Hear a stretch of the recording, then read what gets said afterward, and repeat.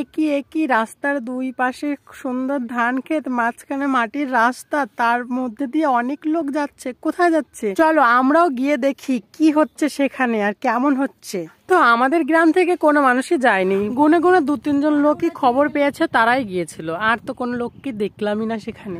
আসল কারণটা কি, এখানে এত লোক কেন জমা হয়েছে? আসল কারণ হচ্ছে শিল পূজা উপলক্ষে এত লোকের আয়োজন এখানে। শুধু এত লোকের আয়োজন না, তার মধ্যেও রয়েছে এখানে প্রসাদ, যে প্রসাদ সবাইকে পেট ভরে খাওয়ানো হবে। এই শিল পুজোটা 4টা গ্রাম মিলে করছে। পুজোটা করার মেন কারণ হচ্ছে ফসলকে সুরক্ষিত রাখার।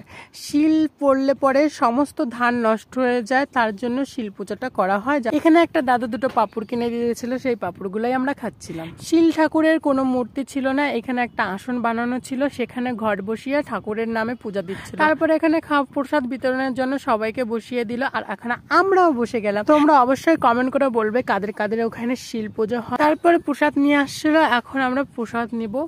আর দাদাকে বলছিলাম আমাকে অল্প দিও, আমি বেশি খেতে পারবো না, কারণ যে আমার পেটটা ভর্তি। তোমরা অবশ্যই কমেন্ট করে বলবে আমার এই শিল পুজোর মিনি ব্লগটা কেমন লেগেছে, আর এই জায়গাটা কোথায় তোমরা যদি জেনে থাকো অবশ্যই কমেন্ট করে বলবে।